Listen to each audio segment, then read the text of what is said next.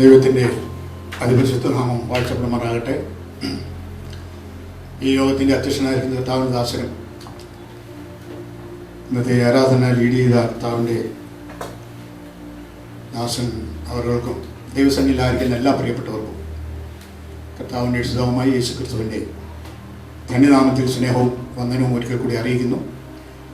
ഇന്ന് വൽക്കാലം നിങ്ങളോടൊപ്പം ദൈവവചനവുമായി നിൽപ്പാൻ ഇങ്ങനെ ദൈവം ഒരുക്കിയ അവസരത്തെ ഓർത്ത് ഞാൻ ദൈവത്തെ സ്തുതിക്കുകയും കർത്താവിൻ്റെ ദാസനോട് നിങ്ങളുടെ എല്ലാവരോടുമുള്ള നന്ദിയെ പ്രകാശിപ്പിക്കുകയും ചെയ്യും. ദൈവത്തെ സ്തോത്രം.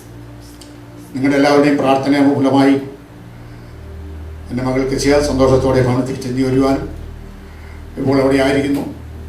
ദൈവപ്രകാരം തുടർന്നുള്ള നാളുകളിലായിരിക്കാൻ നിങ്ങളെല്ലാവരും പ്രാർത്ഥിച്ചുകൊണ്ടിരിക്കുന്നു. തുടർന്നും നിങ്ങളുടെ എല്ലാവരുടെയും പ്രാർത്ഥനയെ ചോദിക്കുക. ദൈവത്തിൻ്റെ സ്തോത്രം. അധികം മുഖവരുകൾ കൂടാതെ ദൈവം എനിക്ക് നൽകിത്തന്ന ഒരു ആലോചനയിലേക്ക് നിങ്ങളുടെ ശ്രദ്ധയെ ക്ഷണിക്കുവാൻ ആഗ്രഹിക്കുകയാണ്. സ്തോത്രം. അതിനാധാരമായി അപ്പോസ്തലനായ പൗലോസ് കൊരിന്ത്യർക്ക് എഴുതിയ 2-ാം ലേഖനം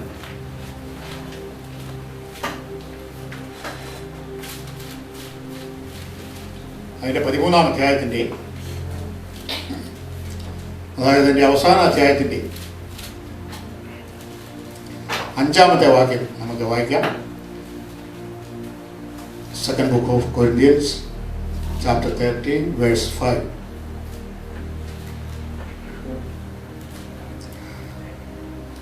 நீங்கள் விசுவாசமுள்ளவர்களோ வென்று உங்களை நீங்களே சோதித்து அறியுங்கள், உங்களை நீங்களே பரீட்சித்து பாருங்கள். இயேசு கிறிஸ்து உங்களுக்குள் இருக்கிறார் என்று உங்களை நீங்களே அறியீர்களா? நீங்கள் பரீட்சைக்கு இல்லாதவர்களாய் இருந்தால் அறியுங்கள். ആമേൻ. മലയാളത്തിൽ എങ്ങനെയാണ് വായിക്കുന്നത്? നിങ്ങൾ വിശ്വാസത്തിൽ ഇരിക്കുന്നുവോ എന്ന് നിങ്ങളെ തന്നെ പരീക്ഷിക്കും, നിങ്ങളെ തന്നെ ശോധന ചെയ്യും. നിങ്ങൾ കൊള്ളരുതാത്തവർ അല്ല എന്ന് വരികിൽ യേശു ക്രിസ്തു നിങ്ങളിൽ ഉണ്ട് എന്ന് നിങ്ങളെ തന്നെ അറിയുന്നില്ലയോ? എല്ലാവരും കൂടെ ശ്രദ്ധിച്ചിരിക്കും. നമ്മൾ ആകെ കുറച്ചു പേരേ ഉള്ളൂ. അതുകൊണ്ട് നിങ്ങളുടെ എല്ലാവരുടെയും ശ്രദ്ധ അവിടെ എവിടെയൊക്കെ പതറിപ്പോയാൽ അത് ശുശ്രൂഷയ്ക്ക് തടസ്സമാകും. അതുകൊണ്ട് ദയവ് ഇത് ഉള്ളവർ എല്ലാവരും പ്രാർത്ഥനയോടെ ശ്രദ്ധയോടെ ആയിരിക്കാൻ ദൈവനാമത്തിൽ അപേക്ഷിക്കുകയാണ്. വിശ്വാസ ജീവിത പാടകിൽ ഞാൻ സിയോൻ നഗരിയിൽ പോകുന്നു ഞാൻ. വിശ്വാസ ജീവിത പാടകിൽ ഞാൻ സിയോൻ നഗരിയിൽ പോകുന്നു ഞാൻ. വിശ്വാസ നായകൻ യേശുവേ നോക്കി വിശ്രമദേശത്തു പോകുന്നു ഞാൻ.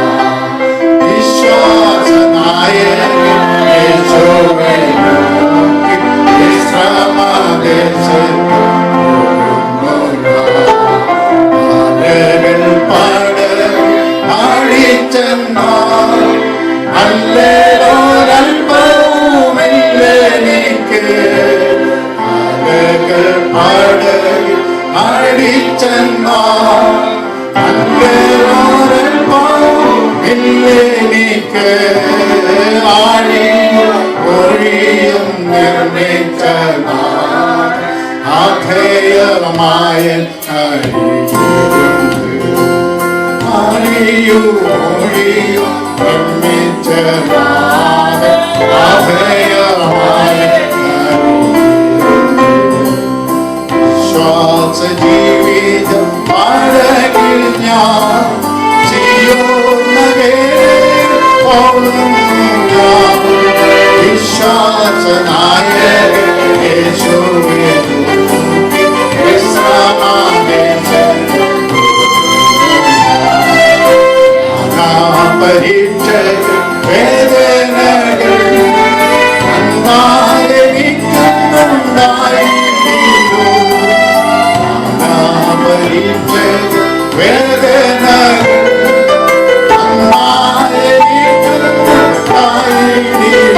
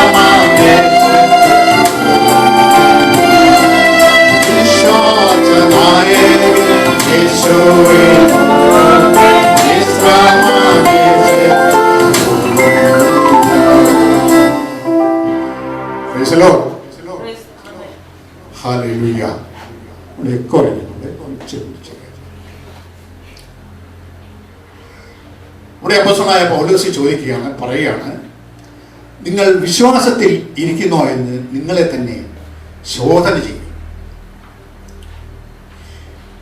Examine yourself whether you are in faith or not.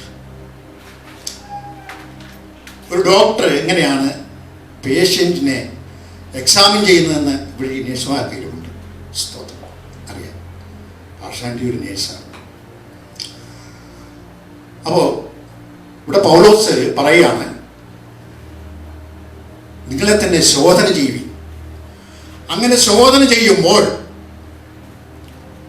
നിങ്ങൾ കൊള്ളരുതാത്തവർ അല്ല എന്ന് വരികിൽ കർത്താവ് യേശുക്രിസ്തു നിങ്ങളിലുണ്ട്.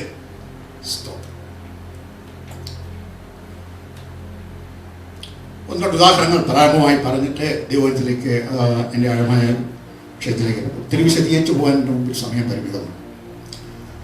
നമ്മുടെ നാട്ടിലൊക്കെ ഈ കാളവണ്ടി ഉണ്ട്, അല്ലെ? കണ്ടിട്ടുണ്ട് കാളയുണ്ട്, കാളയെ കെട്ടി ഓടിക്കുന്ന വണ്ടി. അതിൻ്റെ പുറകിൽ ചരക്കൊക്കെ വെച്ചുകൊണ്ട് ഇങ്ങനെ മാർക്കറ്റിലേക്ക് പോയി സാധനങ്ങളൊക്കെ കെട്ടിക്കൊണ്ട് വരും. അപ്പോൾ ഈ കാളവണ്ടിയുടെ ഉടമസ്ഥൻ കാളയെ കൊണ്ട് വണ്ടിയിൽ കെട്ടുന്നതിന് മുമ്പേ എന്ത് ചെയ്യുന്നറിയാവോ? ഈ വീലിനകത്ത് വീലിൻ്റെ ഒരു ആണി അടിച്ചിട്ടാണ് ഇതിങ്ങനെ ലോക്കാക്കി വെക്കുന്നത്. ആ ആണി ആദ്യം ഇങ്ങനെ ഊരിയിട്ട് ഈ വീലിങ്ങനെ ഇളക്കി വെക്കും. ഇളക്കി വെച്ചിട്ട് അതിൻ്റെ ഇടയിലോട്ട് നല്ല ഗ്രീസ് പോലുള്ള കരിയോയിൽ സാധനം എല്ലായിടത്തും ഇങ്ങനെ എത്തിയേക്കും. എന്നിട്ട് ഈ വീലിനെ രണ്ട് വീലിനെയും ബന്ധിപ്പിക്കുന്ന ഒരു ഷാഫ്റ്റുണ്ട്. അതിൻ്റെ ഇടയിൽ കൂടെ എല്ലാം ഈ ഗ്രീസ് പോലുള്ള സാധനം കയറ്റി ഉറപ്പാക്കും. എന്തിനു വേണ്ടിയാണ്? അടുത്ത മാർക്കറ്റിൽ പോയിരുന്ന വരുന്നവരേക്കും ഈ വണ്ടിക്ക് യാതൊരു കുഴപ്പവും ഉണ്ടാകരുത് എന്നുള്ളതായ താല്പര്യത്തോടുകൂടെ അതിനെ ഒന്ന് വിശ്വാസത്തിൽ ഉറപ്പിച്ചെടുക്കുകയാണ്. ദൈവത്തിന് സ്തോത്രം. അപ്പോൾ ആ ഗ്രീസ് ഒക്കെ അപ്ലൈ ചെയ്ത് നല്ലപോലെ ഉറപ്പിക്കുമ്പോൾ തനിക്കൊരു ഉറപ്പുണ്ട്, ഈ ലോഡുമായിട്ട് ഞാൻ പോയിട്ട് തിരിച്ചു വരുന്നവരേക്കും ഇത് നല്ലവണ്ണം കറങ്ങി കാളയ്ക്ക് അധികം ആയാസം കൊടുക്കാതെ അതിന് വളരെ ഈസി ആയിട്ട് ഇതിനെ വലിച്ചോണ്ട് പോകുവാനും വരുവാനും ഇടയായിത്തീരും എന്ന് നമുക്ക് കാണുവാൻ തക്കൊണ്ട് കഴിയുന്നു. അപ്പൊ കേവലം നിസ്സാരമായ ഒരു കാളവണ്ടിയെ അതിൻ്റെ ഉടമസ്ഥനാകുന്നത് നടത്തുന്ന ആളുകൾ എക്സാമിൻ ചെയ്ത് അതിൻ്റെ കുറവുകൾ പരിശോധിച്ച് അതിനെ വേണ്ട വിധം ഉപയോഗിക്കുവാൻ തക്കവണ്ണം നിയുക്തമാക്കുന്ന പ്രാപ്തമാക്കുന്ന ഒരു കാര്യമാണ് നമുക്ക് ഈ ഉദാഹരണത്തിലൂടെ കാണുവാൻ തക്കവണ്ണം കഴിയുന്നത്. ദൈവത്തിന് സ്തോത്രം. വേണ്ട, നമ്മളെല്ലാവരും ഫ്ലൈറ്റിലൊക്കെ യാത്ര ചെയ്യുന്നവരാണല്ലോ. ഒരു ഫ്ലൈറ്റ് ഇങ്ങോട്ട് ലാൻഡ് ചെയ്ത് വരുമ്പോഴത്തേന് ലാൻഡ് ചെയ്ത ഉടനെ ഇപ്പൊ ഇന്ത്യയുടെ ഒരു ഫ്ലൈറ്റ് ലാൻഡ് ചെയ്തു, തിരിച്ചിവിടെ തിരുവനന്തപുരത്തു നിന്നുള്ള ആളിനെ ചാർജയിൽ ഇറക്കിയിട്ട് അത് തിരിച്ച് അടുത്ത ആളിനെ കൊണ്ട് തിരുവനന്തപുരത്തിന് പറയണം. അപ്പോൾ ആ ലാൻഡ് ചെയ്യുന്നതായ സന്ദർഭത്തിൽ നമുക്കറിയാം, ഈ ഈച്ച പൊതിയുന്നത് പോലെ ഇലക്ട്രോണിക് എഞ്ചിനീയേഴ്സ്, മറ്റ് മെക്കാനിക്കൽ എഞ്ചിനീയേഴ്സ്, ഹൈഡ്രോളിക്കിന്റെ വിഭാഗം നോക്കുന്നവരെ, പെട്രോളിന്റെ വിഭാഗം, അതായത് അതിന് വേണ്ട ഫ്യൂവലിന്റെ വിഭാഗം നോക്കുന്നവരെ എല്ലാവരും കൂടെ ഒരുപോലെ കടന്നു വന്ന് ഇതിനെ പരിശോധിച്ച് ഇതിനാവശ്യമായ ഇലക്ട്രോണിക് സംവിധാനങ്ങളെല്ലാം കറക്റ്റാണോ, ഇത് മറ്റ് മെക്കാനിക്കൽ സിസ്റ്റം എല്ലാം കറക്റ്റാണോ, ഇതിന്റെ ഹൈഡ്രോളിക് സിസ്റ്റം എല്ലാം വീലിങ്ങിനെ സമയത്ത് താഴുകയും അതിന് വേണ്ടാത്ത സമയത്ത് ഉയർത്തുകയും ചെയ്യാൻ പറ്റുന്ന പരുവത്തിലാണോ അതിന്റെ ഹൈഡ്രോളിക് സിസ്റ്റം എല്ലാം പ്രവർത്തിക്കുന്നത് എന്ന് പരിശോധിച്ച് ക്യാപ്റ്റൻ ആ പേപ്പറുകളെല്ലാം നോക്കി കറക്റ്റ് ആണെന്ന് സൈൻ ചെയ്തെങ്കിൽ മാത്രമേ തനിക്ക് അടുത്ത ഒരു ഫ്ലൈറ്റിലേക്ക് ഈ ഫ്ലൈറ്റിനെ എടുക്കുവാൻ തക്കവണ്ണം കഴിയുകയുള്ളൂ. അപ്പൊ ഇങ്ങനെ ഓരോ ദിവസവും ആമേൻ അതാത് സ്ഥാനങ്ങളിൽ ഉള്ളതായ ഓരോ വസ്തുക്കളും പരിശോധന നടത്തി ആമേൻ അടുത്ത സ്ഥലത്തേക്കുള്ള യാത്രയ്ക്ക് വേണ്ടി അതിനെ ഉപയുക്തമാക്കുവാൻ തക്കവണ്ണം ഒരു പരിശോധന ആവശ്യമാണെന്ന് വരികയും ഇന്ന് കാലം ആമേൻ അത്യുന്നതനായ ദൈവത്തിന്റെ പിന്നാലെ ഇറങ്ങിത്തിരിച്ചിരിക്കുന്ന വിശ്വാസികളായ നാം ഓരോരുത്തരും എത്രത്തോളം ആഴമായി നമ്മുടെ വിശ്വാസ ജീവിതത്തെ ആമേൻ ദൈവം ആഗ്രഹിക്കുന്ന അളവിലാണോ നമ്മൾ ആയിരിക്കുന്നത് എന്നുള്ളതായ കാര്യം പരിശോധിച്ച് മനസ്സിലാക്കണമെന്നാണ് അപ്പോസ്തലനായ പൗലോസ് ഇവിടെ ഇന്ന് കാലം നമ്മളെ പ്രബോധിപ്പിക്കുന്നത്. Praise the Lord. അപ്പോൾ ഇന്ന് വാക്കാൻ നമുക്ക് ആവശ്യമായിരിക്കുന്നത് എന്താണ്? നാം ഇവിടെ ഇരിക്കുമ്പോൾ കഴിഞ്ഞ ഒരാഴ്ചക്കാലം നമ്മുടെ ജീവിതത്തിൽ എന്തെങ്കിലും കുറവുകൾ വന്നോ? ആമേൻ നമ്മുടെ സംസാരത്തിലെ, നോട്ടത്തിലെ, പ്രവൃത്തിയിലെ എന്തെങ്കിലും കുറവുകള്, ആമേൻ പരിശോധനകള് ഹല്ലേലൂയ കടന്നു വന്ന സന്ദർഭത്തിൽ നമ്മൾ പരാജയപ്പെട്ടു പോകാതെ ദൈവത്തിന് കൊള്ളാകുന്ന ഒരു പാത്രമായി നിൽക്കുന്നുവെന്ന് വരികയിൽ കർത്താവായ യേശു ക്രിസ്തു നമ്മളിൽ ഉണ്ട് സത്യം എന്നാണ് അപ്പോസ്തലനായ പൗലോസ് ഇവിടെ ഉറപ്പോടുകൂടെ പറയുന്നത്. Praise the Lord. ഇങ്ങനെ പരിശോധന നടത്താറുണ്ടോ? അനേക പരീക്ഷകൾ നമുക്ക് ദൈവത്തിൻ്റെ വചനത്തിൽ കാണുമെന്ന് കൊണ്ട് കഴിയുന്നു. ഒത്തിരി ഉദാഹരണങ്ങൾ പഴയ നിയമത്തിലും ബുദ്ധിമുട്ടിലൂടെ പറഞ്ഞിട്ട് പെട്ടെന്ന് ഞാൻ എൻ്റെ വാക്കുകൾ നിർത്താം. പരീക്ഷിക്കുക. ദൈവത്തിലൂടെയുള്ള പരീക്ഷയുണ്ട്, അല്ലെ പരിശോധനയുണ്ട്. സാത്താനിൽ കൂടെയുള്ള പരിശോധനയുണ്ട്. നമ്മൾ നമ്മെ തന്നെ പരിശോധിക്കേണ്ടതായ സാഹചര്യങ്ങളുണ്ട്. സ്തോത്രം. ഒരിക്കൽ ദൈവം അബ്രഹാമിനെ പരീക്ഷിച്ചു. നമുക്കെല്ലാവർക്കും വളരെ നന്നായി അറിയാം. എന്താണ്? ഉൽപ്പത്തി പുസ്തകം 22-ാം അധ്യായത്തിൽ ദൈവത്തിന്റെ അരുളപ്പാട് അബ്രഹാമിനുണ്ടായി. എന്താണ് പറഞ്ഞത്? അല്ലയോ അബ്രഹാമേ, നീ സ്നേഹിക്കുന്ന നിന്റെ ഏകജാതനായ മകൻ ഇസാക്കിനെ തന്നെ കൊണ്ടുപോയി മോറിയ ദേശത്ത് ഞാൻ നിന്നോട് കൽപ്പിക്കുന്ന ഒരു മലയിൽ, എല്ലാവരും പറയും മോറിയ മലയാണ്, മോറിയ മലയൊന്നുമല്ല, മോറിയ ദേശത്ത് അവിടെ ഞാൻ നിന്നോട് കൽപ്പിക്കുന്ന ഒരു മലയിൽ അവിടെ കൊണ്ടുപോയി നീ യാഗം കഴിക്കണം. സ്തോത്രം. ഞാൻ ഒരിക്കൽ പറഞ്ഞാണ്, അബ്രഹാം ഒരു പക്ഷേ ചാടിക്കേറി ഇസ്മായിലിനെ പിടിച്ചോണ്ട് പോയേനെ. പക്ഷെ അതുകൊണ്ട് വളരെ സ്പെസിഫിക് ആയിട്ടാണ് ദൈവത്തിന്റെ ആലോചന പറയുന്നത്. നിന്നെ സ്നേഹിക്കുന്ന നിന്റെ ഏകജാതനായ ഇസ്ഹാക്കിനെ തന്നെ കൊണ്ടുപോയി നീ യാഗം കഴിക്കണം. Praise the Lord. അങ്ങനെ അതിരാവിലെ പ്രൈസ് ദി ലോർഡ് നമ്മളിവിടെ കേട്ടു. അതിരാവിലെ എഴുന്നേൽക്കുന്ന കാര്യമൊക്കെ നമ്മളിപ്പോൾ കേട്ടു. പക്ഷേ എപ്പോഴും ദൈവത്തെ ആരാധിക്കുന്നത് രാവിലെ തന്നെ ആരാധിക്കുന്നതാണ് നല്ലത്. ഞാനൊരു കോൺട്രഡിക്ഷൻ പറയാമെന്ന് നിങ്ങൾ വിചാരിക്കരുത്. നിങ്ങൾ കത്തോലിക്കരുടെ ആരാധന നിങ്ങൾ ശ്രദ്ധിക്കണം. കത്തോലിക്കര് അവരെ അതിരാവിലെ, ഞങ്ങളുടെ ആ ഭാഗത്ത് കത്തോലിക്ക് ചർച്ചസ് ഉണ്ട്, 1, 2 അടുപ്പിച്ച് 3-4 ചർച്ചസ് ഉണ്ട്. രാവിലെ എഴുന്നേറ്റ് എന്തെങ്കിലും ആവശ്യത്തിന് പോവുകയാണെങ്കിൽ സഹോദരിമാർ രാവിലെ തലയിൽ തുണിയൊക്കെ ഇട്ട്, കാരണം രാവിലെ മഞ്ഞുള്ള സമയമാണ്, ഇവർ തലയിൽ തുണിയൊക്കെ ഇട്ടിട്ട് ഇങ്ങനെ പെയ്യെ നടന്ന് വളരെ 2-3 പേർ ചേർന്നൊക്കെയാണ് പോകുന്നത്. കാരണം ഒരു കൂട്ടമാണ് രാവിലെ ഇരുട്ട് വീഴുന്നതേ ഉള്ളൂ, വെളിച്ചം വീഴുന്നതേ ഉള്ളൂ, ഇരുട്ട് മാറി. അപ്പൊ അങ്ങനെ അതിരാവിലെ അവർ കടന്നുപോയി അനേക സമയങ്ങൾ ഒട്ടിന്മേൽ ദൈവസന്നിധി ഇരുന്ന് പ്രാർത്ഥിക്കുന്നത് കാണുവാൻ കൊണ്ട് കഴിയും. ദൈവത്തിന് സ്തോത്രം. അപ്പൊ ഞാൻ പറഞ്ഞതിന്റെ സാരം, അബ്രഹാം ഇവിടെ അതിരാവിലെ എഴുന്നേറ്റ്. ഞാൻ വിചാരിക്കുന്ന സാറ എഴുന്നേൽക്കുന്ന മുമ്പേ ഒരുപക്ഷെ മകനെ കൊണ്ട് പോയി കാണും. അതിരാവിലെ എഴുന്നേറ്റ് അതിനാവശ്യമുള്ള, യാഗത്തിന് ആവശ്യമുള്ള വിറകുകളെല്ലാം കീറി ഹല്ലേലൂയ 2 ബാല്യക്കാരെയൊക്കെ കൂട്ടി ഇവരിങ്ങനെ പോവുകയാണ്, യാത്ര ചെയ്ത് മോറിയ മല ദൂരത്ത് 3 ദിവസത്തെ വഴിയാത്രയുണ്ട്. നോക്കി. Praise the Lord. ഞാനേതായാലും താമസിക്കുമ്പോൾ അടുത്താണ്. ഓരോരുത്തരും ഇവിടെ എത്ര ദൂരത്തു നിന്നൊക്കെ വരുന്നവരുണ്ട്. എത്രത്തോളം ദൂരത്തു നിന്നാണ് നിങ്ങൾ കടന്നു വരുന്നത് എനിക്കറിയില്ല. വർഷം വളരെ ദൂരത്തു നിന്നാണ് വരുന്നത്. സ്തോത്രം. അപ്പൊ 3 ദിവസത്തെ വഴി ദൂരം നടന്ന് ഇവര് ദൈവത്തെ ആരാധിപ്പാനായിട്ടാണ് പോകുന്നത്. അതായത് യാഗം എന്ന് പറയുന്നത് ദൈവിക ആരാധനയാണ്. ദൈവത്തിന് സ്തോത്രം. അപ്പോൾ ഈ മലയുടെ ആ മല ഏകദേശം 3 ദിവസത്തെ യാത്ര ചെയ്ത് കഴിഞ്ഞപ്പോൾ അബ്രഹാം ദൂരത്ത് നിന്ന് മല കണ്ടു. മലയുടെ അടിവാരത്തെത്തിയപ്പോൾ ബാല്യക്കാരോട് പറയാണ്, നിങ്ങൾ ഈ കഴുതയുമായി, കഴുതയുടെ പുറത്താണ് ഈ വിറകുകളെല്ലാം കെട്ടിവെച്ചിരിക്കുന്നത്, നിങ്ങൾ ഈ കഴുതയുമായി ഇവിടെ ഇരിപ്പിൻ, ഞാനും ബാലനും പോയി ആരാധന കഴിഞ്ഞിട്ടേ മടങ്ങി വരാം എന്ന് പറഞ്ഞു. ദൈവത്തിന് സ്തോത്രം. അങ്ങനെ ഇവര് കടന്നുപോയി. അവിടെ ചെന്ന് മലയുടെ മുകളിലൊക്കെ ചെന്നു. പെട്ടെന്ന് ഇസ്ഹാക്കിന്റെ കൈയും കാലും ഒക്കെ കെട്ടി പോകുന്ന വഴിക്ക് ഒരു ചോദിക്കുന്നുണ്ട്. എന്താണ്? അപ്പാ, യാഗത്തിനുള്ള വിറകുണ്ട്, കത്തിയുണ്ട്, തീയുണ്ട്, പക്ഷെ ഒരു യാഗത്തിനുള്ള മൃഗം എവിടെ? ഒരു പിതാവിന്റെ ഹൃദയത്തിലേക്ക് വാളുപോലെ കടന്നു ചെല്ലുന്ന ഒരു ചോദ്യമായിരുന്നു അത്. എന്താണ്? അബ്രഹാമിന് വളരെ വളരെ ആപ്റ്റായിട്ടുള്ള ദൈവികമായ ഒരു മറുപടി കൊടുത്തു. ദൈവം തനിക്കൊരു യാഗത്തിനൊരു മൃഗത്തെ കണ്ടുകൊള്ളും മകനെ എന്ന് മകനോട് പറഞ്ഞ് ആശ്വസിപ്പിക്കാൻ വേണ്ടിയായിട്ട്. പക്ഷേ മോറിയ മലയിലെ ആ മലയുടെ ദൈവം ആഗ്രഹിച്ചതായ മലയുടെ ഉയർന്നു ചെന്നപ്പോൾ ദൈവം പറഞ്ഞതനുസരിച്ച് അബ്രഹാം തന്റെ മകന്റെ കൈയും കാലും കെട്ടി ആ യാഗപീഠത്തിന്മേ കിടത്തുവാൻ വേണ്ടിയായിട്ടുണ്ട്. ഏകദേശം 19 വയസ്സുള്ളതായ ആ ഇസ്ഹാക്ക് ഒരു എതിർപ്പും പ്രകടിപ്പിക്കാതെ തന്റെ പിതാവിനെ അനുസരിച്ച് ആ യാഗപീഠത്തിന്മേൽ കിടക്കുവാൻ വേണ്ടിയായി തീർന്നു. ഉടനെ തന്നെ വാളെടുത്ത് തന്റെ മകനെ അറുക്കുവാനായി വാൾ ഉയർത്തുന്ന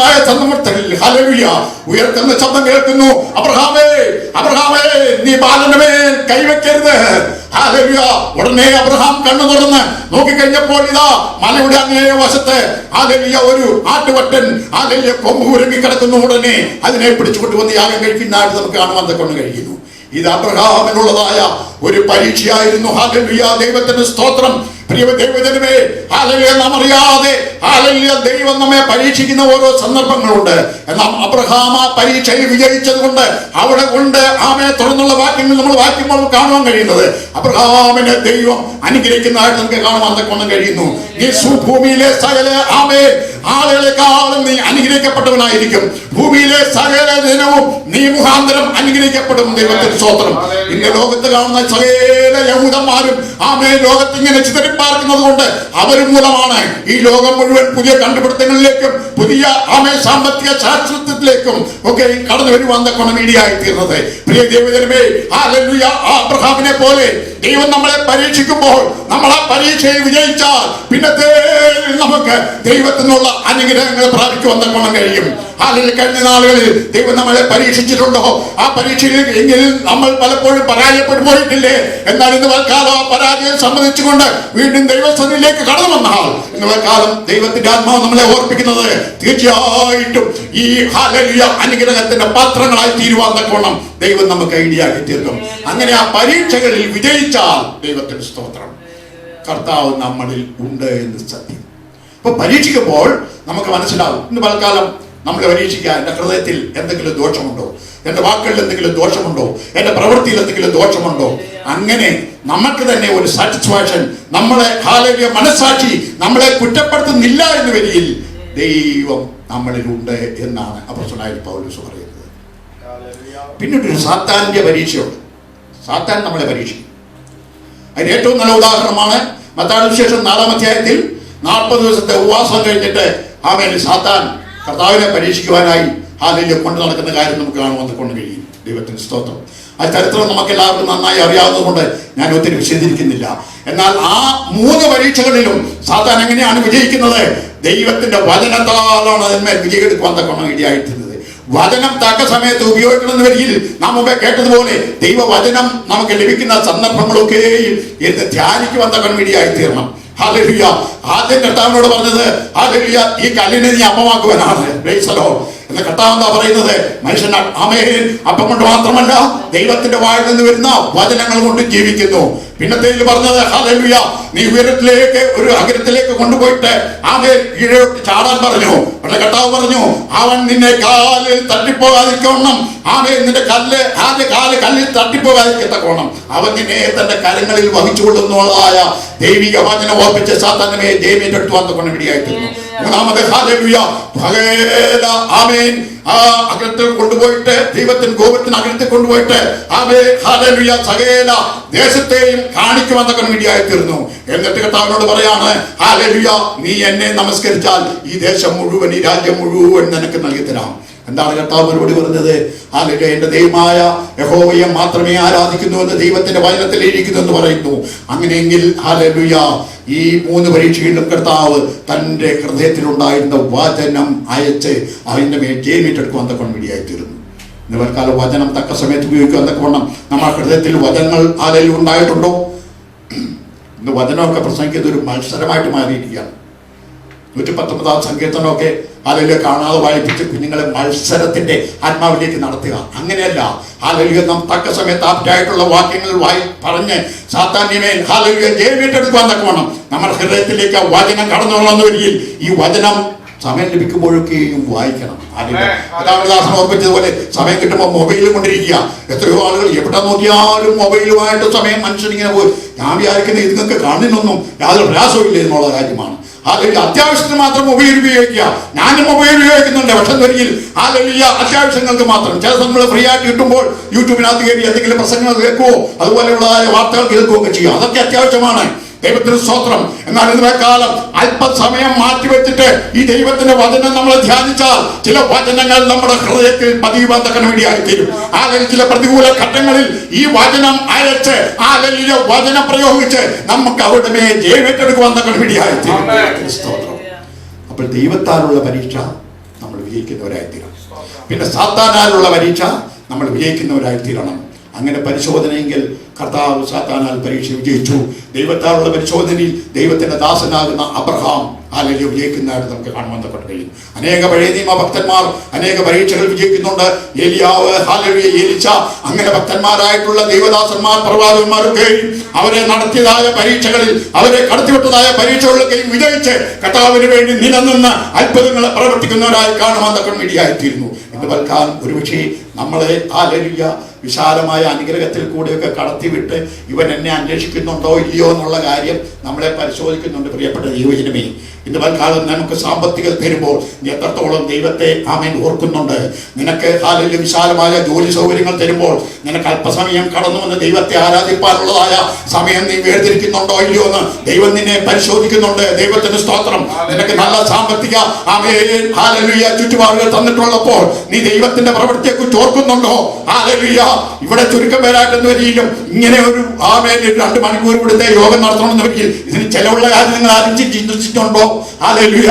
ദൈവം നിനക്ക് നൽകി തരുന്നതായ നന്മയുടെ ഒരു ഭാഗം ഹല്ലേലൂയ അത് ഉയർന്നതോ അത് വലിയ തുകയോ ചെറിയ തുകയാണെന്ന് വരികയും സാരമില്ല.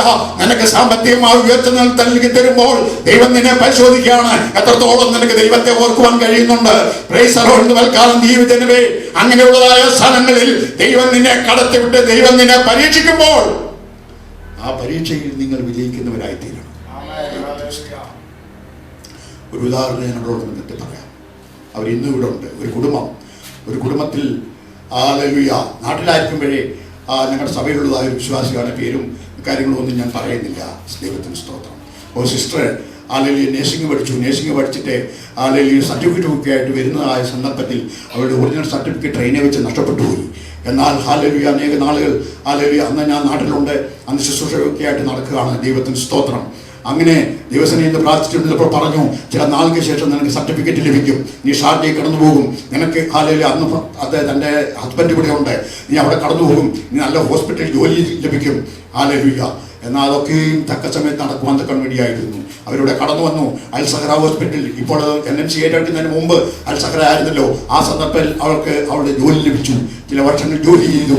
അങ്ങനെ ഒരു ദിവസം അവരുടെ ഭവനത്തിലൊരു കൂട്ടായ്മയിൽ കടന്ന് എന്നെ വിളിക്കുവാൻ വേണ്ടിയായിത്തീരുന്നു. അങ്ങനെ അവിടെ കടന്നു ചെന്നപ്പോൾ ഹല്ലേലൂയ അവര് ദൈവത്തെ മറന്നുപോയി. ദൈവത്തിന് വേണ്ടതായ നന്മകൾ അവര് ഹല്ലേലൂയ ആമേൻ ദൈവത്തെ മറന്നുകൊണ്ട് അവരുടെ ജീവിതം ചുവലോടുവിധത്തിൽ മുന്നോട്ട് കടന്നുപോയി. എന്നാൽ അവരോട് ദൈവത്തിന്റെ ആത്മാവ് ഹല്ലേലൂയ ആലോചന അറിയിച്ചു, നിനക്ക് ഇതാ നീ ഈ നിലയിൽ തന്നെ മുന്നോട്ട് പോയാൽ നിന്റെ ജീവിതത്തിൽ ചില പ്രതിസന്ധികൾ കടന്നു വരുന്നുണ്ട്. ആ പ്രതിസന്ധി ദൈവാത്മാവ് എനിക്ക് വെളിപ്പെട്ടിരുന്നു വരികയും ഞാനത് വ്യക്തമായി അവരോട് പറഞ്ഞില്ല. പ്രതിസന്ധി എന്നുള്ളതായ കാര്യം മാത്രം അവരോട് പറയുവാൻ വേണ്ടിയായിത്തീർന്നു. ചില മാസങ്ങൾക്ക് മുമ്പേ ഞാൻ അവരെ യൂണിയൻ ചർച്ചിന്റെ കോമ്പറ്റ് വെച്ച് കണ്ടപ്പോൾ എന്നോട് തൻ്റെ ആ സഹോദരൻ പറയുവാൻ ഇടയായിത്തീർന്നു. ഹല്ലേലൂയ സഹോദരിക്ക് അവരുടെ ജോലി നഷ്ടപ്പെട്ടു. ആമേൻ. ഞാൻ പറഞ്ഞതിന്റെ സാരം, ദൈവം ഹല്ലേലൂയ നിന്നെ നടത്തുന്ന സന്ദർഭത്തിൽ ദൈവത്തെ മറന്നു പോകുന്നവരെ ഹല്ലേലൂയ ഇന്ന് കാലം നമ്മൾ ഹല്ലേലൂയ പ്രതിസന്ധി ഘട്ടങ്ങളിൽ ഹല്ലേലൂയ ഒരുപക്ഷെ ദൈവം നമ്മെ പരിശോധിക്കുമ്പോൾ ഹല്ലേലൂയ പ്രതിസന്ധി ആയാലും ഹല്ലേലൂയ സന്തോഷമായാലും ദൈവത്തെ മറക്കുന്നവരെ ഹല്ലേലൂയ ഓർത്തുകൊള്ളുവീൻ. ഹല്ലേലൂയ ദൈവം നമ്മെ ഒരിക്കലും ഹല്ലേലൂയ ദൈവത്തെ പരീക്ഷിച്ചിട്ട് നമ്മൾ പരാജയപ്പെട്ട് ദൈവം നമ്മളെ ശിക്ഷിക്കുവാനിടയാകരുത്. ദൈവത്തിന് സ്തോത്രം. മടങ്ങി വരട്ടെ. ഹല്ലേലൂയ. അങ്ങനെ നമ്മളെ പരിശോധിക്കുമ്പോൾ ഹല്ലേലൂയ നമ്മൾ കൊള്ളരുതാത്തവരല്ല, നമ്മൾ എല്ലാവരിലും ക്ലിയർ ആണെന്ന് വരികയിൽ നമ്മുടെ കർത്താവായ യേശുക്രിസ്തു നമ്മളിൽ ഉണ്ട് എന്ന് ഇന്ന് കാലം ഉറപ്പോട് നമുക്ക് മനസ്സിലാക്കുവാൻ കൊണ്ട് ഒരു വാക്യം കൂടെ പറയട്ടെ. നമ്മൾ കർത്തൃമേശയൊക്കെയും ഹല്ലേലൂയ ആമേൻ അനുവർത്തിക്കുന്ന സന്ദർഭത്തിൽ ഹല്ലേലൂയ അപ്പോസ്തലനായ പൗലോസ് കൊരിന്ത്യർക്ക് 1-ാം ലേഖനത്തിന്റെ 11-ാം അധ്യായത്തിന്റെ 28-ാമത്തെ വാക്യം നമ്മൾ ഇങ്ങനെ വായിക്കുന്നു, നിങ്ങൾ തന്നെത്താൻ ശോധന ചെയ്തിട്ട് വേണം ഹല്ലേലൂയ ഈ അപ്പത്തിനെ ഭക്ഷിക്കുകയും കുടിക്കുകയും ചെയ്യുവാൻ. അപ്പോൾ ദൈവം നമ്മെ പരീക്ഷിക്കും, സാത്താൻ നമ്മളെ പരീക്ഷിക്കും, അതുപോലെ നമ്മൾ തന്നെ നമ്മളെ പരിശോധിക്കേണ്ടതായ സ്ഥാനമുണ്ട്. ഇന്ന് കാലം പ്രിയ ദൈവജനമേ, നമുക്ക് ഇന്ന് കാലം നമ്മളെ തന്നെ ഒന്ന് പരിശോധിക്കാം. ദൈവം നമുക്ക് നൽകി തരുന്ന എല്ലാ സാഹചര്യങ്ങളിലും ദൈവത്തെ മറക്കാതെ അവൻ നമുക്ക് നൽകി തരുന്ന ഏത് സാഹചര്യത്തിലും അവനെ ആരാധിച്ചു മഹത്വപ്പെടുത്തിക്കൊണ്ട് മുന്നോട്ട് പോകുവാൻ കർത്താവേ എനിക്ക് ഇടയാക്കുമാറാകണമേ ഹല്ലേലൂയ എന്നുള്ള ആത്മാർത്ഥമായ പ്രാർത്ഥനയോടുകൂടെ ഇന്ന് കാലം നമുക്ക് ദൈവസന്നിധിയിലായിരിക്കാം. പരീക്ഷകൾ നമുക്ക് വിജയിക്കാം. സാത്താൻ നമ്മളെ പരീക്ഷിക്കുമ്പോൾ നമ്മൾ ഹല്ലേലൂയ തോറ്റുപോകരുത്. കാരണം സാത്താന്റെ തന്ത്രങ്ങളെ നാം അറിയാത്തവരല്ലല്ലോ. ആ സാത്താന്റെ പരീക്ഷകളെ നമ്മൾ മനസ്സിലാക്കുക. ദൈവം നമ്മളെ പരീക്ഷിക്കുമ്പോൾ ഇത് ദൈവത്തിന്റെ പരീക്ഷയാണെന്ന് മനസ്സിലാക്കി അബ്രഹാമിനെ പോലെ അതിന് മേൽ പ്രതികരിക്കുവാൻ ഇടയായിത്തീരട്ടെ. അതല്ല നമ്മെ തന്നെ ശോധന ചെയ്ത് ദൈവത്തിന്റെ സ്തോത്രം. എൻ്റെ ഭാഗത്ത് എന്തെങ്കിലും കുറവുണ്ടെന്ന് വരികയും ഭാഷമായിട്ട് എന്തെങ്കിലും ഒരു പ്രശ്നമുണ്ടെങ്കിൽ താൻ നേരിൽ ചെന്ന് അതിന് ഒരു ഒരു ഒരു ഒരു ഹല്ലേലൂയ ഒരു ക്ലാരിറ്റി വരുത്തുവാൻ തക്കവണ്ണം ആ ഹല്ലേലൂയ പ്രയാസത്തോടെ പരസ്പരം പറഞ്ഞു തീർത്തുകൊണ്ട് ഒരു കുറ്റമില്ലാത്ത മനസ്സാക്ഷിയോടെ ദൈവത്തെ ആരാധിപ്പാൻ തക്കവണ്ണം പോകുവാൻ ഇടയായി തീരട്ടെ. അങ്ങനെ പരസ്പരം ഹല്ലേലൂയ സന്തോഷത്തിലും സ്നേഹത്തിലും വിശുദ്ധിയോടെ നിർമ്മലതയോടെ കർത്താവ് നമ്മളിൽ ഉണ്ട് എന്ന വെളിപ്പെടുത്തലോടെ നമ്മുടെ ക്രിസ്തീയ ജീവിതയാത്ര മുന്നോട്ട് പോകുവാൻ ദൈവമായ കർത്താവ് നമുക്ക് എല്ലാവർക്കും ഇടയാക്കട്ടെ എന്നുള്ള പ്രാർത്ഥനയോടെ ഞാൻ എൻ്റെ വാക്കുകളെ ഇന്ന് നിർത്തുന്നു. ദൈവം നമ്മെ ഈ വചനങ്ങളാൽ അനുഗ്രഹിക്കുന്നു.